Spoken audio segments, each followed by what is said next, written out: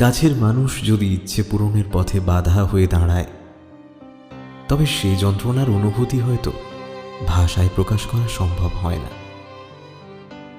দিনের পর দিন ভুল ধারণা পোষণ করে প্রিয় মানুষটির ইচ্ছেকে পায়ে মারিয়ে দেওয়ায় কোনো কৃতিত্ব নেই, কোনো সুখ নেই।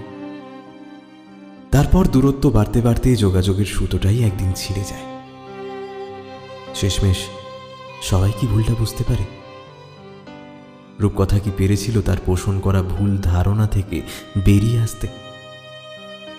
কি ছিল সেই চিঠিতে? শুনবেন আজকের গল্প, মুকুলিকা দাসের কলমে রূপকথার জন্য চিঠি।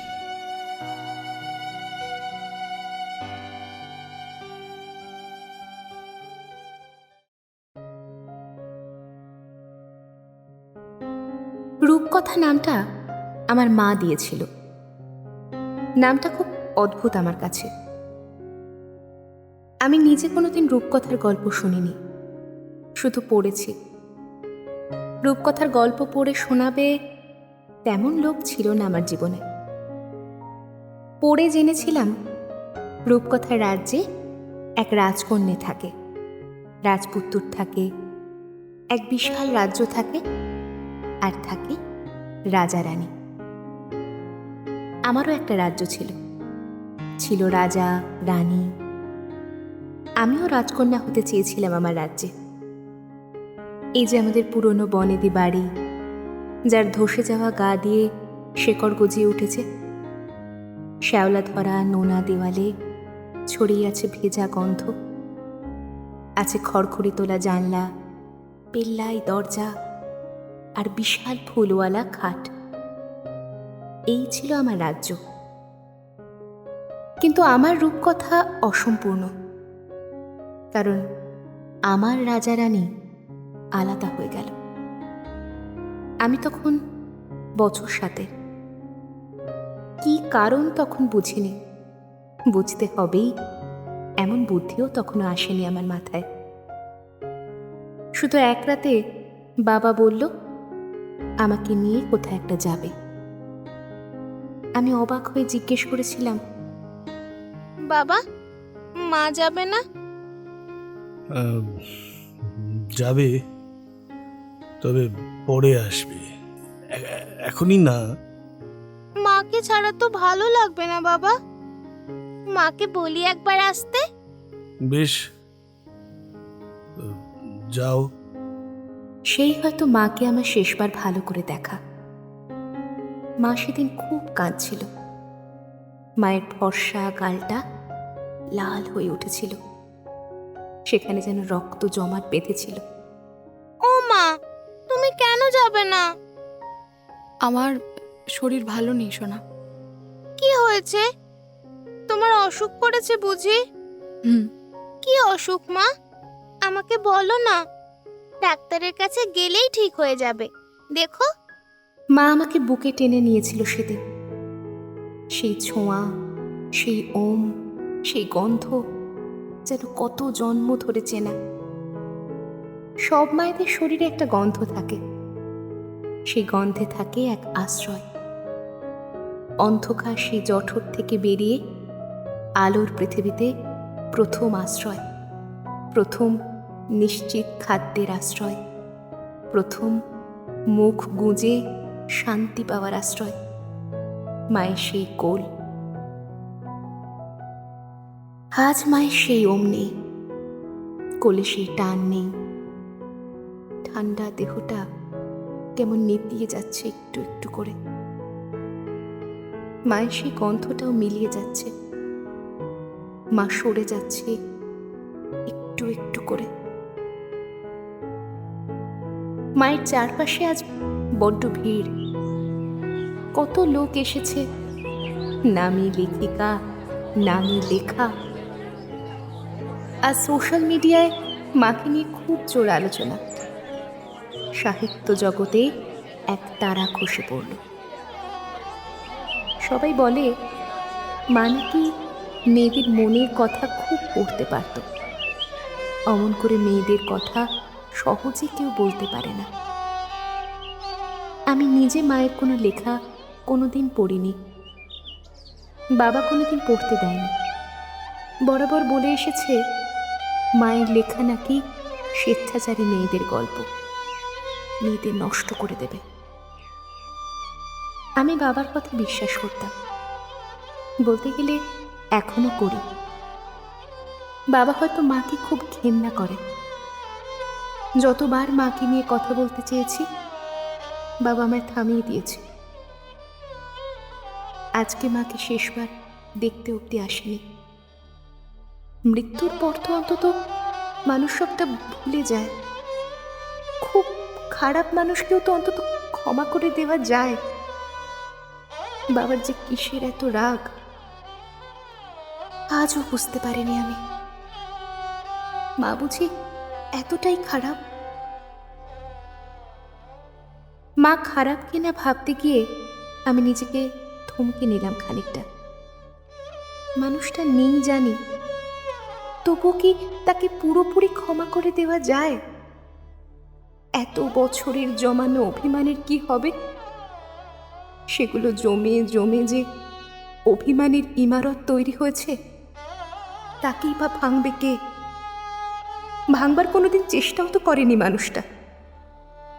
একই শহরে থাকলাম, অথচ মাকে ছাড়া 15 বছর। কেন? সেই একটাই রাত মনে আছে যেদিন মা কেঁদেছিল। তারপর আর কি কেঁদেছে কোনোদিনও আমার জন্য? মাকে কি সত্যি ক্ষমা করে দেওয়া যায়? 15 বছরের হিসেব যেখানে কষাই হলো না, তার আগেই পালিয়ে গেল মানুষটা। তাকে কি এত সহজে নির্দোষ করে দেওয়া যায়? রেবতী দেবী সদবা ছিলেন না বেদবা? সেই মতো তো আচারগুলো করতে হবে নাকি? আরে ওই তো ওনার মেয়ে, ওনাকে জিজ্ঞাসা করো না। এতদিন মানুষটা একা ছিল, কাউরে আসতে দেখিনি, আজ আবার কোত্থেকে। তোমার যা কথা, মুখে কুলুপাটো দেখিনি। বুঝতে পারছিলাম আমাকে নিয়ে কথা হচ্ছে। মা তো একলাই থাকতো, এই এত বড় বাড়ি বলে মায়ের কি ভালো লাগতো একা থাকতে? মাকে মস্ত বড় স্বার্থপর মনে হতো আমার।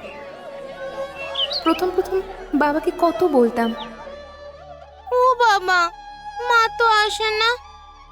এই ফ্ল্যাট বাড়ি আমার একদম ভাল লাগে না। আমাদের বাড়ি চলো না। আহ, ওটা আর আমাদের বাড়ি নয়, ওটা ওটা মায়ের বাড়ি। ও মা, মায়ের বাড়ি হলে সেটা তো আমাদেরও বাড়ি বাবা। আলাদা আবার কিসের? দূর, চলো না। কাল রাতে আমার ঘুমও হয়নি জানো। দেখো রূপ, আর যদি কথা বাড়িয়েছো, তোমার মা একলা থাকতে চান সেটা বুঝুনি এখনো? আমাদের সঙ্গে থাকলে ওনার ওনার কলম চলে না। বড় লেখিকা কি না?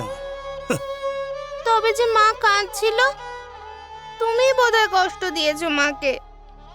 মা হয়তো থাকতে চায়, তুমি থাকতে দাওনি। তুমি পচা, মাকে আলাদা করে দিয়েছো।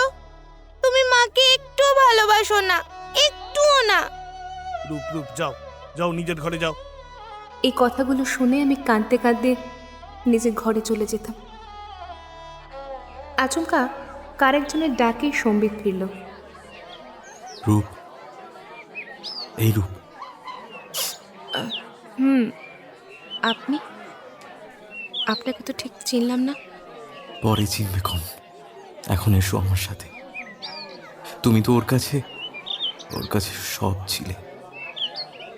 অন্তিম কাজগুলো খেয়াল করবে না? আমি সব ছিলাম? কি মিথ্যে, কি মিথ্যে! মাকে সে বিশাল ফুলওয়ালা খাট থেকে নিয়ে তুলসী মঞ্চে রাখা হয়েছে।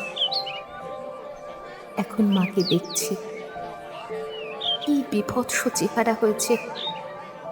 চামড়াগুলো ভীষণভাবে কোঁচকানো, হাত পাও হাড় জিরজিরে। দেখে মনে হচ্ছে মা কি শান্তিতে ঘুমোচ্ছে। চোখের উপর তুলসী পাতা, মায়ের চোখ জোড়া খুব সুন্দর ছিল, আর হাসিটা আরো সুন্দর।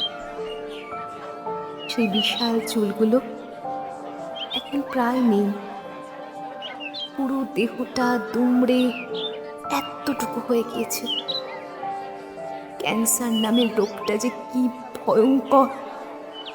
ওনাকে সিঁদুর দেব কি? উনি সধবা, সিঁদুর দিন। বেঁচে থাকতে তো সিঁদুর পরতেন না। তা হোক, এখন দিন। আর ওই বিয়ের লাল বেনারসিটা আলমারিতে আছে, ওটাও সাথে দিয়ে দিন। মায়ের বুকে গীতা রাখা হলো, ধীরে ধীরে খুলে নেওয়া হলো কানের দুল আর হাতের পাতলা চুড়ি জোড়া। মায়ের হাতে বাবার দেওয়া বিয়ের আংটি। মা এখনো সেটা পরতো, কিন্তু কেন? মা ন্যাড়া সিঁথিতে সিঁদুর পড়ল। হঠাৎ মুখটা আবার চেনা মনে হচ্ছে। দশমীর দিনে মা এমনটা করে সাজত। মা সত্যি চলে যাচ্ছে। বুকের ভেতরটা কেমন হু হু করে উঠল। মা তো 15 বছর ধরে থেকেও ছিল না, তবে কেন চোখের পাতা আজ ভিজছে? কেন কেন বুকের বাঁ দিকটা চিনচিন করছে? মায়ের পায়ে আলতা দিয়ে কাগজের ছাপ বসল। ভীষণ কষ্ট হচ্ছে আমার। মাকে ছেড়ে যেদিন চলে যাচ্ছিলাম, ঠিক এমনটাই কষ্ট হচ্ছিল সেদিন। মনে হচ্ছে আরো একবার মাকে জড়িয়ে ধরে খুব কাঁদি। মাও তো আমায় আর জড়িয়ে ধরবে না কোনোদিন। মা চলে যাচ্ছে।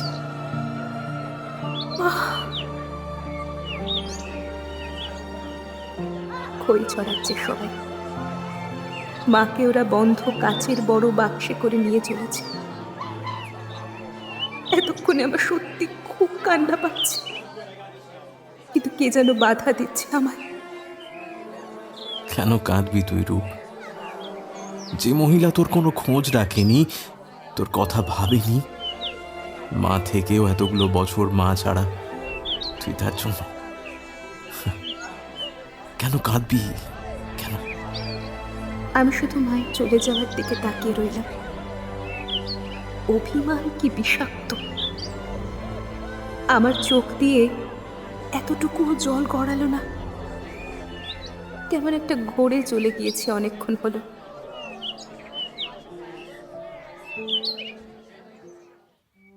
একা একাই বাড়িটা ঘুরতে শুরু করলাম, যা কোনো একদিন আমার রাজ্য ছিল।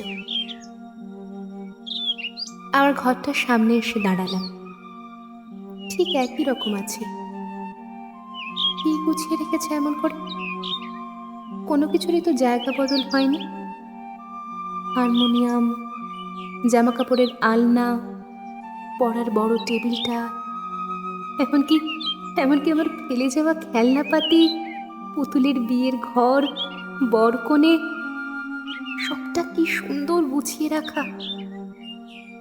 রূপ, একটু চা খাবে? অনেক ধকল গেল তো সকাল থেকে। কি এই লোকটা? যখন থেকে এসেছি পুরো ব্যাপারটা সামলে যাচ্ছেন, যেন এটা ওনার দায়িত্ব। সরি কাকু, আমি আপনাকে এখনো ঠিক চিনতে পারছি না। তাই তো, কি কাণ্ড! চিনবে কি করে? আমি নিবারণ, আমি রেবতীর প্রতিবেশী ছিলাম। এই 12 বছর ধরে তোমাদের ঘরের ওই উত্তর দিকের ঘরে ভাড়া আছি। আসলে রেবু তো খুব একা হয়ে পড়েছিল, তোমরা চলে গেলে।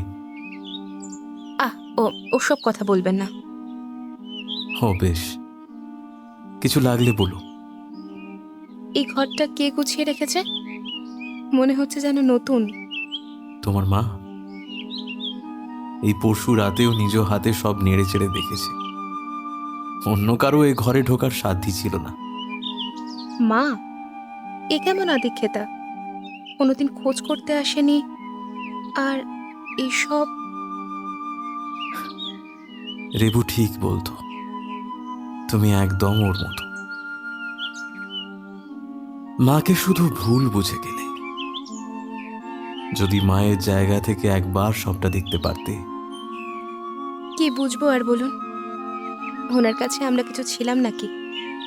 থাক, সেসব কথা বলতে আমার আর ভালো লাগছে না। হুম, থাকো সব কথা। আর যা দিতে এসেছিলাম সেটা নাও রূপ। কি এটা? চিঠি। তোমার কথা মনে করে অনেক চিঠি লিখত, কিন্তু কোনোটাই পাঠাতো না। এটা ওর লেখা শেষ চিঠি। দেখো, পড়ে যদি কিছু বোঝো। মায়ের চিঠি? চিঠিটা পেয়ে খুব অদ্ভুত লাগছে। হলুদ খামে মোড়া চিঠিটা খুলেই পেলাম কেমন একটা মন খারাপ করা গন্ধ। এই গন্ধটা আমি চিনি। মায়ের টেবিলের পাশে এক পুরনো আতর রাখা থাকতো। এক ছুট্টে মায়ের ঘরে গিয়ে দেখি আতরটা আজও আছে।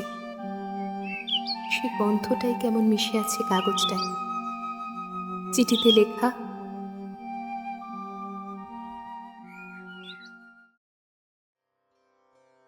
রূপু, চিঠিটা যখন লিখছি আমি সামনে নেই, তোর না থাকাই ভালো।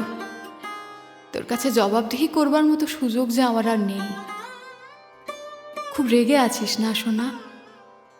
বেশ করেছিস, রেগেছিস। আমি হলে আমিও খুব রাখতাম। জানিস, এতদিন কতবার কি সব ছাইপাশ লিখেছি, তোকে দিতে চেয়েও দিতে পারিনি। সবটা টুকরো টুকরো হয়ে জমেছে ডাস্টবিনে। কিন্তু আজ যে সময় খুব কম, কাঁপা কাঁপা হাতে, তাই কিছুটা বলে যাওয়া। মেয়েদের জীবনটা খুব সহজ নয় রে। আমাকে নারীবাদী বলে লোক। আচ্ছা, মেয়ে হয়ে যদি মেয়েদের কথা না বলি, সেটা বড় অন্যায় না বল? সবাই তো আর বলতে পারে না, লিখতে পারে না। আমি যেটুকুন পারি তাই বলে যাই। সবাই তো আর আমার মতো মুখ খুলে চলে না। না, শুরুতেই এসব বলবো না। শুরুর কথা শুরু করি। রূপু, তোর বাবা আর আমি আলাদা হবার কথা কোনো দিন ভাবিনি। যেদিন আমাকে প্রথম দেখতে এসেছিল অবিনাশ আর আমাদের বিয়ে ঠিক হলো, সেদিন থেকেই মনকে মানিয়ে নিয়েছি উনি এখন আমার স্বামী। ওনার মতোই চলবো, কথা শুনবো। মা যেমন বাবার কথা মতো পা ফিরত, তেমন ভাবে আমাদের বিয়ে হলো। সংসার সামলানো শুরু করেছি সবে। সেই সময় একদিন আবিষ্কার করলাম আমার ভেতরে আরেকজন কেউ বাড়ছে। হঠাৎ এমন পরিস্থিতি, আমি কিচ্ছু বুঝতে পারছিলাম। ওই অবিনাশ আমার খুব যত্ন নিত। এত যত্ন হয়তো আমার বাবাও আমার নেননি কোনোদিন। তুই আসবি শুনে কি খুশি না ছিল লোকটা। কোনো কিছু মুখ ফুটে চাইতে হয়নি, নিজে থেকে। এই যে বাড়িটা, এটা কিন্তু আমার শ্বশুরের, অথচ ডিভোর্সের পর আমার নামে করে দিয়েছিল। অবিনাশের মতো ভালো মানুষ দ্বিতীয়টি হয় না। এত কিছু পড়ার পর তুই হয়তো ভাবছিস কি ভীষণ খারাপ ছিল মাটা, নইলে অমন লোকের সাথে ঘর করে না। ঠিকই রে, আসলে আমি খারাপ। বাকি 5টা মেয়ের মতন যে কেন হইনি, চুপ করে যে থাকতে পারি, রূপু, মেয়েদের বুকের ভেতরটা যদি কেউ খুলে দেখতে চায়, তবে দেখতিস কত শূন্যতা সেখানে। তুই নিজেও তো মেয়ে, বলতো তোর ভেতর কি শূন্যতা নেই? সেই শূন্যতার নাগাল কি আদৌ কেউ পেয়েছে? আমি জানি পাইনি, কেউ পেতে পারে না। শূন্যতার বোঝা নিজেকেই বয়ে বেড়াতে হয়। আমি শুধু শূন্যতাকে নিজের বোঝা বানাইনি, তাকে কলমে এনেছি, সকলকে জানাতে চেয়েছি। এটাই ছিল দোষ। জানিস রূপু, আমার মাকে দেখেছি অযথা কাঁদতে। অবাক হতাম, কেন কাঁদে একটা মানুষ, সে এত দুঃখ। আমার বাবা তো খারাপ মানুষ ছিলেন না, চরিত্রের দোষ ছিল না, কোনো রকম নেশা ছিল না। তারপর একদিন যখন নিজে অযথা ঘুম নেই নামক রাতগুলোতে এপাশ ওপাশ করতাম, অবাক হতাম।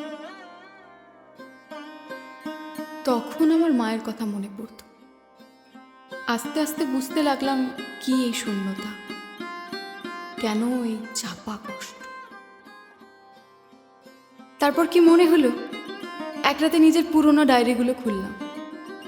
হঠাৎ পুরনো উত্তেজনা আবার ফিরে পেলাম। পাতার পর পাতা উল্টোচ্ছি আর এক আহ্লাদে ভাসছি। লেখাগুলো কেমন আহ্বান করছিল আমায়, বলছিল, তুই না লিখে ভালো থাকবি, পারবি না লিখে শুধু ভালো থাকার অভিনয় করে যেতে। এরপর লুকিয়ে লেখা শুরু করি। নিজের নামে লেখার সাহস আর আত্মবিশ্বাস ছিল না প্রথমে, কিন্তু দেখলাম লোকের ভালো লাগছে। তারা জানার চেষ্টা করছে ছদ্মনামের আড়ালে থাকা মানুষটির কথা। আমার উৎসাহ আরও বাড়তে লাগলো। রাতের পর রাত জেগে চলল লেখা।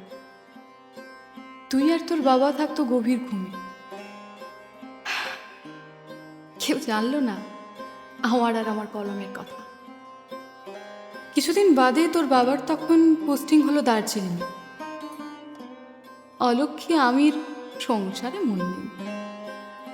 দার্জিলিংয়ের কুয়াশা ঘেরা ম্যালে রোড, সোনায় মোড়া কাঞ্চনজঙ্ঘা, সবকিছু এত চুপচাপ, কত যে গল্প সেখানে। খুব কাছ থেকে পাহাড়ি মেয়েদের দেখেছি, তাদের শক্তি দেখে অবাক হয়েছি। ওরা আমার ভেতরকার সমস্ত জড়তাকে ভেঙে দিচ্ছে। আমি ক্রমশ পরিণত হচ্ছিলাম। ধীরে ধীরে আবিষ্কার করছিলাম আমার ভালো থাকার চাবিকাঠি অন্যের হাতে দিয়ে রেখেছিলাম এতদিন। তাই সেই শূন্যতা গ্রাস করে থাকতো আমার। আসলে কি জানিস, মানুষ নিজেই নিজেকে যতটা ভালোবাসতে পারে, ভালো রাখতে পারে, অন্য কেউ তদ্দূর পৌঁছতে পারে না। আমরা সারা জীবন চাইলেও পাশের মানুষটাকে চিনে বা বুঝে উঠতে পারবো না। এই চরম সত্যিগুলি দার্জিলিং আমায় শিখিয়েছে। আমি ক্রমশ সাহসী হয়ে উঠলাম। সিদ্ধান্ত নিলাম এবার নিজের নামে গল্প। তখনও রিহাত লিটল ম্যাগাজিনে দিচ্ছিলাম। এবার কি মনে হলো, সোজা লেখা পাঠালাম এক নামি দামি পত্রিকায়। কিছু মাস কেটে গেল। সেই সকালটা আজও মনে পড়ে। সবে আড়মোড়া ভেঙে সকালটা শুরু হয়েছে। তোকে কোলে জড়িয়ে শুয়েছিলাম আমি। তোকে আদর না করে তখন আমার দিন শুরু হতো না। হঠাৎ মুখের উপর ম্যাগাজিন ছুঁড়ে মারল অবিনাশ। ওর এমন মূর্তি আগে দেখিনি আমি। স্তম্ভিত, বোবা স্বপ্ন দেখছি যেন।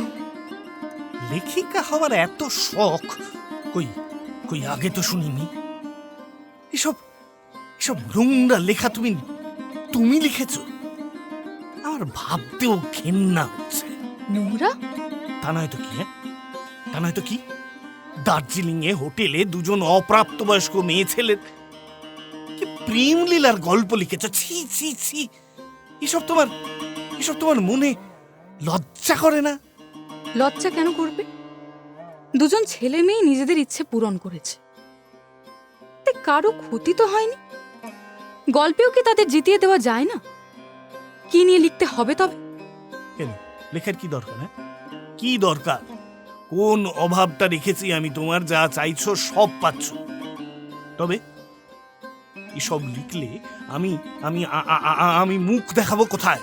আমার সব অভাব তুমি জানো অবিনাশ, কোনো দিন জানতে পারবে আদৌ? আর তোমার মুখ দেখানোর ঠিকই তো আমি নিয়ে রাখিনি। আমি না লিখে থাকতে পারবো না, আমি লিখবই। আর তুমি যদি ভাবো উত্তরণের রাস্তা না দেখিয়ে শুধু একঘেয়ে গল্প লিখে যাব, সত্যি কথাগুলো লিখবো না, তাহলে সেটা ভুল। আমি যেটা দেখব, যেটা অনুভব করব, সেটাই লিখ। খুব খারাপ সত্যিগুলোই লিখ। রেবতী, তুমি তুমি এত পাল্টে গেছো। এই রেবতীকে কি আমি ভালোবেসেছিলাম? একই কথা আমিও তো বলতে পারি অবিনাশ। যে আমায় সুখী রাখবে বলে কথা দিয়েছিল, সেই আমায় কলম ছাড়তে বলছে। কষ্ট কি আমারও হচ্ছে না?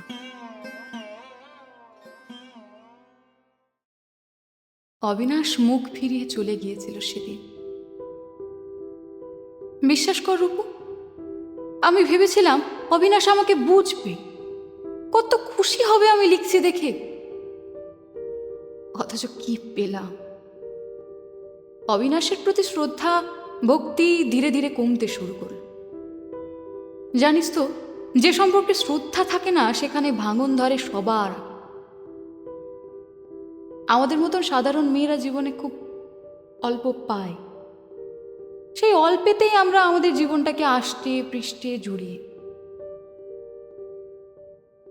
অবিনাশ একটা সময় অবধি ছিল আমার সেই অল্প পাওয়া। ওর কাছে নিজের সবটা সুপে বসেছিলাম। শুধু এই একটি সিদ্ধান্ত একা নিয়েছিলাম, নিজেকে ভালোবেসে। সেই সিদ্ধান্তের জন্য অবিনাশ আমাকে অপমান করার কোনো অবকাশ রাখতো না। আমি নাকি মেয়েদের নষ্ট করবার পন্থা তৈরি করছি, আমি নাকি তোকেও নষ্ট করবো এভাবে। আমি তো শুধু স্বাধীনতা চেয়েছিলাম, স্বেচ্ছাচারী কোনো দিনও ছিলাম না। এমনকি আমি আজও নই। তবু আমি অনেক চেষ্টা করেছি রূপু, তোকে নিয়ে আমার ঘরটা আগলে রাখতাম।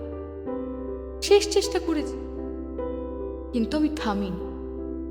আমার লেখাও আর থামিনি।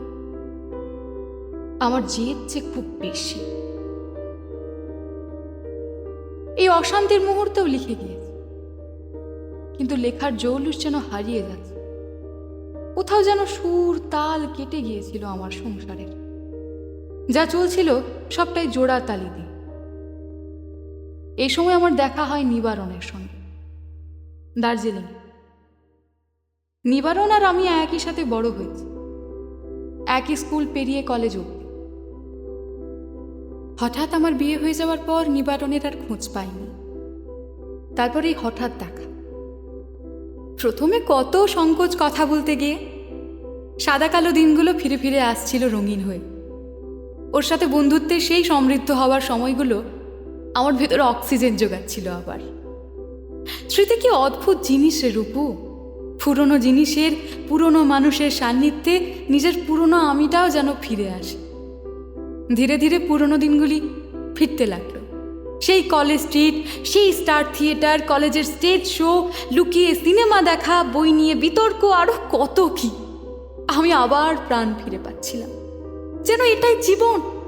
মেয়েদের বিয়ের পর যে একটা গণ্ডি থাকে, সেটা মানতে আর মন সায় দিচ্ছিল না। এ যে কি দুরাচার। নিবারণের ফিরে যাওয়ার সময় হলো কলকাতায়। দার্জিলিংয়ে ওর স্টেজ শো শেষ, কিন্তু কথা দিলাম ওর চিত্রনাট্যের জন্য একটা গল্প আমি লিখব। ও চলে যাওয়ার পর ফাঁকা লাগছিল। অবিনাশ আর আমি ততদিনে অনেকটা দূরে সরে গিয়েছি। অনেক ভাবলাম এভাবে চললে সম্পর্ক টিকবে না। আমি তখনও অব্দি বেরিয়ে আসবো এমনটা ভাবিনি। তাই আমাদের 7ম বিবাহবার্ষিকীতে জেদ ধরে এই কলকাতায় এলাম। পুরনো বাড়িতে আমি তখন অনেক স্থির, সেই চাঞ্চল্য নেই, সেই জেদও কমে গিয়েছে। ভাবলাম অনেক হলো, তুইও বড় হচ্ছিস, থাক, লেখালেখি এসব না হয় কমিয়েই দিই। আসলে আর্টিস্ট মানুষরা তো আর তথাকথিত সংসারী হয়ে উঠতে পারে না। শখের লেখালেখিটা থাকুক, পেশাদার লেখিকা নাই বা হলাম। এক জীবনে হয়তো সবটা পাওয়া হবে না। অবিনাশ আর রূপকথাই জীবনের মূল মন্ত্র হোক। কিন্তু হলো না রূপ। আমি ততদিনে যে স্বাধীনতার স্বাদ পেয়ে গিয়েছি, হয়ে উঠেছি সম্পূর্ণ। আমাকে ভালো থাকার জন্য কারো উপর নির্ভর করতে হচ্ছিল না। নিজের ভেতরে একের পর এক রসদ জমা যেন ছিল, শুধু কলমের ছোঁয়ায় সেসব বড্ড জীবন্ত হয়ে উঠছে। কলম আমার সব শক্তির উৎস ছিল রে রূপু। ওর স্বাদ ছাড়তেই আমি আবার দুর্বল হয়ে পড়লাম, কিন্তু অবিনাশের কাছে আগের মতন পুতুল হয়েও থাকতে পারছিলাম না। নিজের চোখে দুনিয়া দেখতে শেখার পর আর কারো চোখ দিয়ে কি কিছু দেখতে ইচ্ছে হয় বল?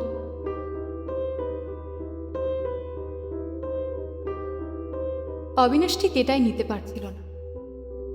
ও ধরে ফেলেছিল রেবতী অবিনাশের ওপর আর মানসিকভাবে নির্ভরশীল নয়। রেবতীকে আর ওর মতন করে গুছিয়ে রাখা যাবে না। রেবতী আলাদা এক সত্তা, আলাদা নাম, আলাদা পরিচয়, আলাদা এক জগৎ। আর একই ছাদের তলায় দুটো আলাদা জগৎ থাকলেই হয় গণ্ডগোল। কার প্রাধান্য বিস্তার লাভ করবে সেই নিয়ে হয় দ্বন্দ্ব। একজন যদি ছাড় দিতে থাকে, অপরজন তার ঘাড়ে চেপে বসে। আর দুজনেই যদি লড়াই করে, তবে সে হয় যুদ্ধক্ষেত্র। আমি যুদ্ধ করতেও আসিনি, আর মাথা নোয়াতেও আর পারছিলাম না। তাই আবার কলম তুলে নিল। কলমের ডগায় উঠে এলো তখনকার সময়ের নিষিদ্ধ সব বিষয়। যত দৃঢ় হচ্ছি তত আমার ঘর ভাঙছে। অবিনাশের ক্ষোভ আর আমার উদাসীনতা গ্রাস করছে তোর রূপকথার রাজ্য। শেষ পর্যন্ত তোর রূপকথার রাজ্য যৌতুকগৃহে পরিণত হল। ভেঙে গেল রাজা রানীর সংসার। আজ বুঝি রূপু, ভেঙে ফেলা কত সহজ, গড়ে তোলাই কঠিন। সেই রাত তোর মনে আছে রূপু? বাবা তোকে নিয়ে বেরিয়ে গেল, তুই খুব কেঁদে জিজ্ঞেস করেছিলি, মা যাবে না? মা আসেনি রূপ, কি করে আসতো? মিউচুয়াল ডিভোর্সের পেপারে যে সই পড়ে গিয়েছে আমার।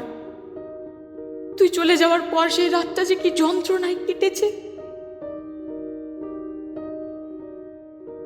শেষবার ব্যর্থ চেষ্টা করেছিলাম, লাভ ছিল না জেনেও। আমি জানি অবিনাশও ততটাই যন্ত্রণা পেয়েছে যতটা আমি। সেদিনই শেষবার নতুন লাল শাড়িটা পাট ভেঙে পড়েছিলাম, সেজেছিলাম সিঁদুর শাখা দিয়ে। তারপর থেকে আর সাজিনি, কোনো দিনও না।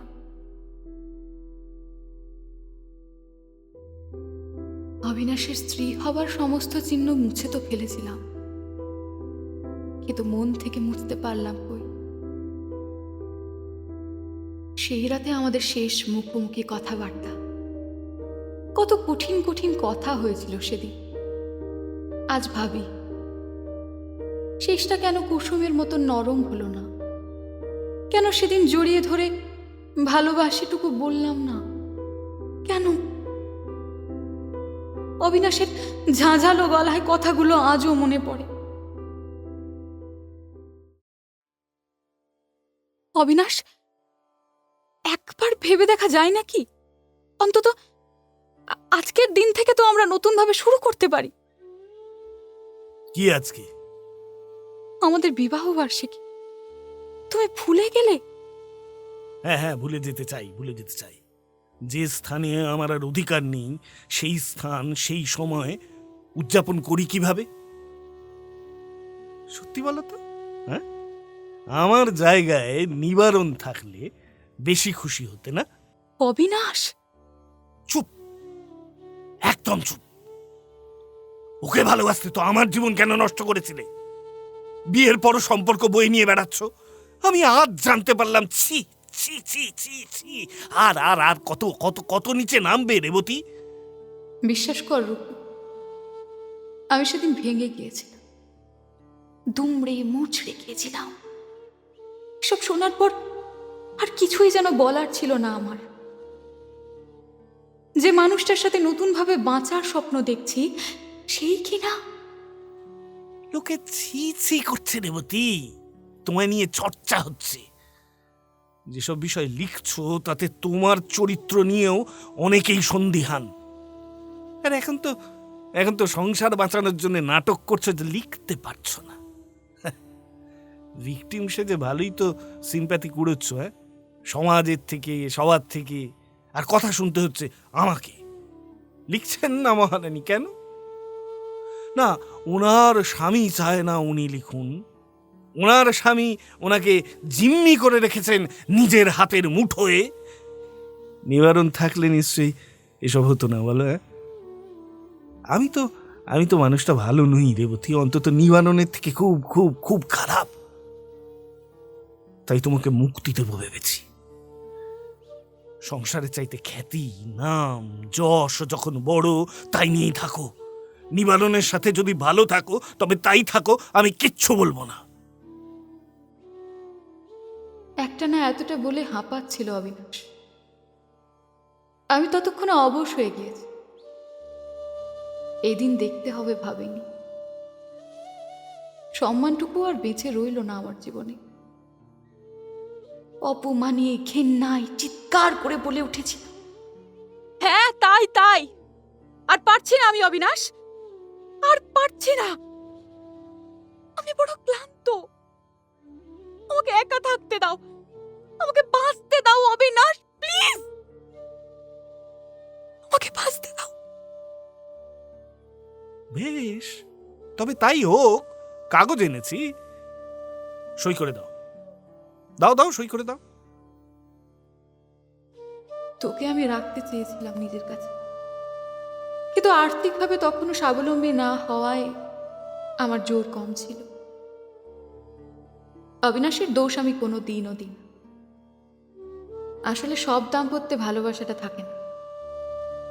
বুকে হাত দিয়ে বলুক, প্রতিটি স্ত্রী ভালোবেসে তার সংসার করছে?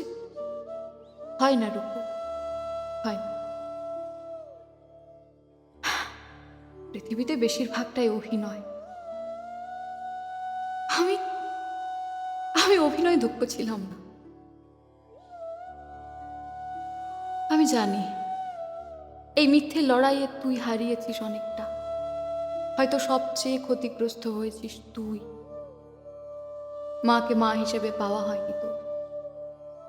তোর অধিকার তোর থেকে কেড়ে নেওয়া হয়েছে। কেউ জানতে চায়নি তুই কি চাস। এ যে বড় পাপ। আমার প্রতি রাতে তোর এই ঘরটা জুড়ে তোকে খুঁজতাম। তোর পুরনো ড্রয়িং বুক, প্লেট, দেওয়াল জুড়ে আঁকা পুরনো ফিতে, উলে বোনা সোয়েটার, সবটা আলমারিতে যত্ন করে রাখা। মাঝে মাঝে ভাবি, এই যে এত নাম ডাক হলো, কি পেলাম এতে? একজন ব্যর্থ মা হয়ে আমি কি জিতেছি? নাকি সব আর্টিস্টদেরই এমন হয়? আমরা কি দুজনেই একটু একটু করে এগিয়ে এসে সংসার করতে পারতাম না? আসলে যৌবনে থাকতে একাকিত্ব কি বুঝিনি। জীবনের পড়ন্ত বেলায় বুঝি। খালি বারান্দায় যখন একা বসে থাকি আর পুরনো এই বাড়িটার দিকে তাকাই, তখন এই বাড়ি আর আমার মধ্যে কোনো পার্থক্য দেখি না। জানিস রূপু, একজন শিল্পীকে বুদ্ধির চেয়েও বেশি আবেগ নিয়ে চলতে হয়। অসভ্য না হলে শিল্পী হওয়া যায়। আমি কোনোদিন ঘরবন্দি হয়ে আকাশ দেখতে চাইনি। আমি আকাশের ধার ঘেঁষে উঠতে চেয়েছি। যে বৃষ্টিকে আর 5 জন হাত দিয়ে ছুঁই, আমি তা গায়ে মাখতে চেয়েছি। ভুল আর ঠিককে নিয়ম মতো বদলাতে শিখিনি। আমার জেদ বড় জোরালো। তাই মা হয়েও মা হতে পারিনি, স্ত্রী হয়েও সেই জায়গার মর্যাদা রাখতে পারিনি। এটাই আমার জীবনের পরাজয়। একটা মানুষের কথা তোকে জানানো উচিত, সে হলো নিবারণ। জীবনের শেষের দিকে মানুষটা আমার খুব খেয়াল রেখেছে। আমাকে কোনোদিন থামতে দেয়নি। আমার এই লেখালেখির জগতের একটা মোটা পিলার নিবারণ। আমি জানি না এই একটা মানুষ কেন এতটা করে আমার জন্য। মাঝে মাঝে প্রশ্ন করতে ইচ্ছে করে, নিবারণ তুমি কি আমায় ভালোবাসো? কিন্তু শেষ পর্যন্ত করে উঠতে পারি না। বিড়ম্বনায় ফেলে কি লাভ? যদি ভালোবাসি, আমি তো সবটা দিতে পারবো না। আর সত্যি বলতে ভালোবাসার বিস্তার এই আকাশের চাইতেও বড়। প্রতি মানুষের কাছে ভালোবাসার সংজ্ঞা আলাদা। নিবারণের কাছে যা, আমার কাছে তা হয়তো নয়, অবিনাশের কাছেও নয়। তাই দুটো সংজ্ঞার মিশ্রণ ঘটিয়ে কি লাভ, তাই কোনোদিন জিজ্ঞেস করি। সত্যি বলতে সব ভালোবাসা তো আর নাম চায় না। ওর এই শুধু শুধু দিয়ে যাওয়াটা আমার কাছে ভগবানের আশীর্বাদ। মাঝে মাঝে ভাবি আমি মানুষটাই বুঝি স্বার্থপর, শুধু নিয়েই গেলাম আর জীবন। হয়তো সেই স্বার্থপরতার ফলস্বরূপ তাড়াতাড়ি বিদায় নিতে হবে জীর্ণ পৃথিবী ছেড়ে। নিবারণ আর আমি মিলে অনেক কাজ করেছি জানিস, এই পুরনো বাড়ি আর সংস্কৃতির আড্ডা। নিবারণকে আমি যত দেখি তত ভাবি এমন কি করে হওয়া যায়। আমার মতো একজন খারাপ মেয়ের জন্য নিজেকে বদনাম করার সাহস কি করে দেখায়। কত কথা শুনতে হয়েছে ওকে। আমি তো মন্দ মেয়ের হবার সংজ্ঞা নিয়েছিলাম অনেক আগে, কিন্তু নিবারণ কি মন্দ ছেলে হতে চেয়েছিল? আমার একাকিত্বের জীবন দেখে কেউ স্বেচ্ছায় একাকী জীবন বেছে নিয়েছিল? সেসব জানা হয়নি। ওই যে বললাম, এইসব প্রশ্নের উত্তর জানলে শুধু লজ্জিতই হয়তো হবে, তাই জেনে বুঝে এড়িয়ে যাও।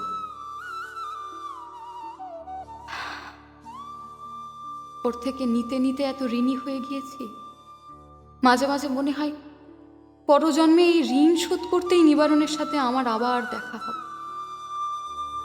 অবিনাশ আমার সাথে আর দেখা করেনি কোনোদিন, কি জানি আর হয়তো দেখাও হবে না। কিন্তু এই বাড়ির দাবিও কোনোদিন করেনি আমার থেকে। আজকাল খুব ইচ্ছে করে ক্লান্ত শরীরটা নিয়ে একটু অবিনাশের পাশে এলিয়ে শুই। ইচ্ছে করে তোর কোলে খানিকক্ষণ মাথা রাখি। ইচ্ছে করে তোদের ফ্ল্যাটে গিয়ে আমাদের তিনজনের একটা ছবি ঝুলিয়ে আসে, দাবি জানিয়ে আসে, অবিনাশ আমি আমি তোমার রেবতী, তোমারই আছি, তোমারই থাক। জানি কথাগুলো হাস্যকর, কিন্তু জীবনের শেষে এসে বুঝতে পারছি কাছের মানুষ ছাড়া মানুষ কত ব্যস্ততার মাঝে থাকলে কোনো কষ্ট নেই।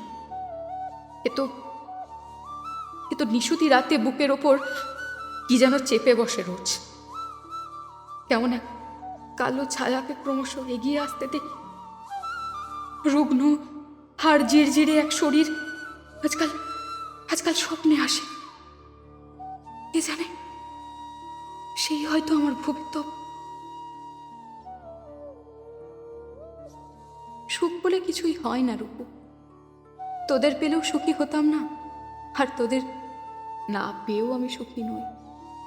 তবে সুখের চাইতেও বড় আত্মসম্মান, স্বাধীনতা, নিজের অধিকার, নিজের পরিচয়, নিজের সৃষ্টি। সুখ তোর সাথে সাথে মিলিয়ে যাবে মৃত্যুর পর, থেকে যাবে ওসব। ব্যাস ওই থেকে যাবে বলেই তো জেনে শুনে বিষ পান করা, একাকিত্বের অভিশাপ বয়ে বেড়া। এতটা পড়ে এখন হয়তো কিছুটা বুঝবি।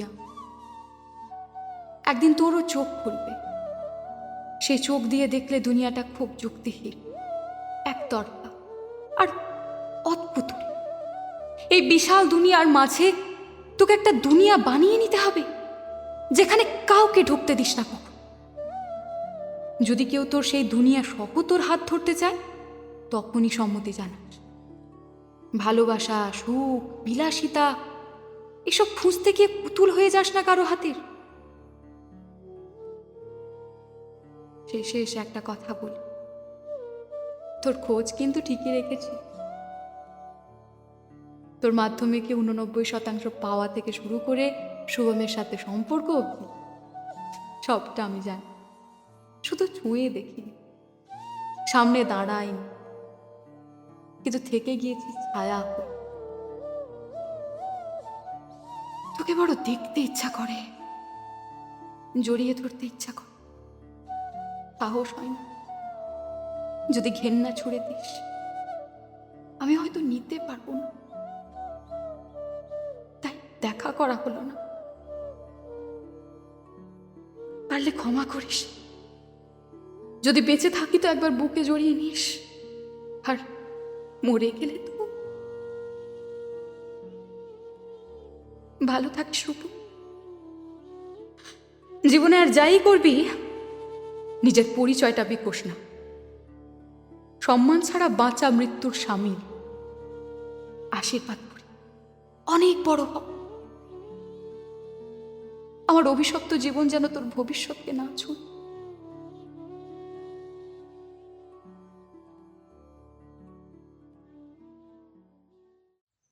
আজ অনেক দিন পর রূপকথা নামের মেয়েটার চোখে তার মা সুয়োরানী হল।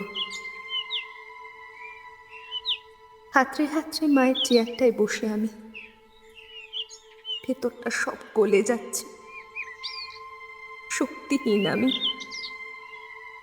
মায়ের বিছানা আঁকড়ে সেই গন্ধটা খুঁজে মরি, কোথাও কি নেই সেই গন্ধ?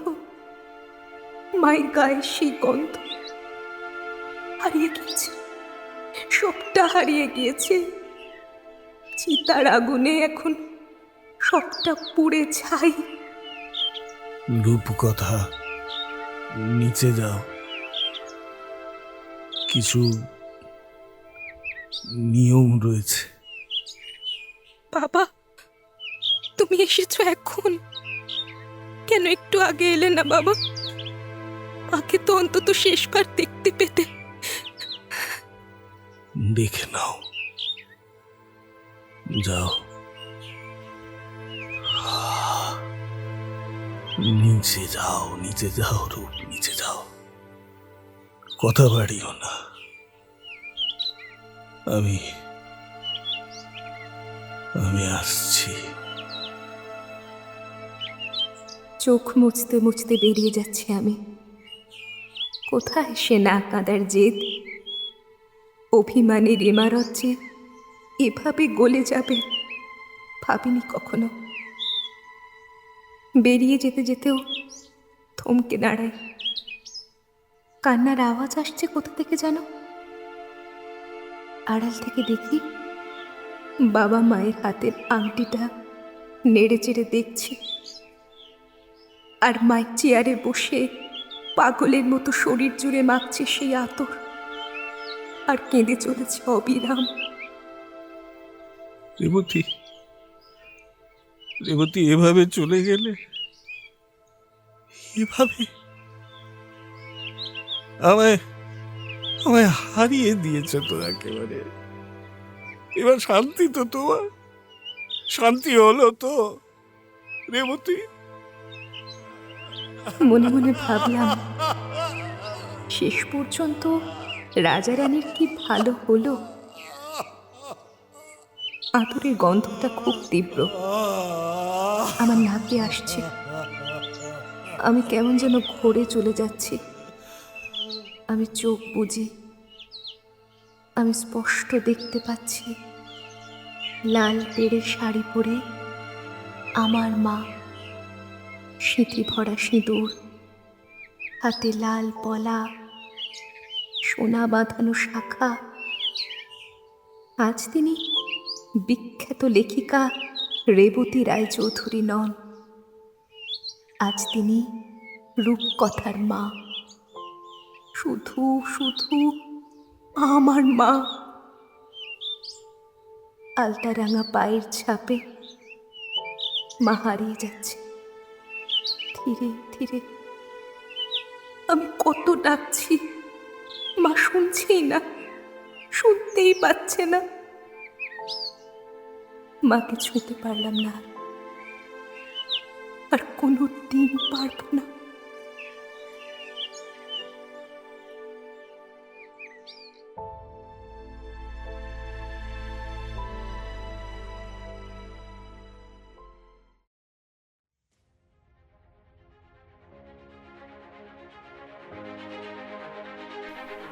আপনারা শুনছিলেন বিভা ক্যাফের পডকাস্ট গল্প ক্যাফে। কখনো হাসি কান্না, তো কখনো বিরহ বিচ্ছেদ, কখনো ভাব ভালোবাসা, তো কখনো আবার হিংসা, ঈর্ষা, ক্লেদ। তার সঙ্গে একটু রহস্য, রোমাঞ্চ ও প্রেমের হাতছানি। এরকমই জীবনের নানা স্বাদের, নানা অনুভূতির গল্প দিয়ে সাজানো বিভা ক্যাফের পডকাস্ট গল্প ক্যাফে। প্রতি রবিবার আমরা আপনাদের জন্য নিয়ে আসব একটি করে রং বেরঙের নতুন গল্প। আর যাতে আমাদের কোনো এপিসোড মিস না হয়ে যায়, তাই অতি অবশ্যই প্রেস করে রাখুন বেল আইকন। তাহলে শুনতে থাকুন গল্প ক্যাফে। এই মেঘ পিয়নের কাছে নানা স্বাদের গল্প জমা আছে।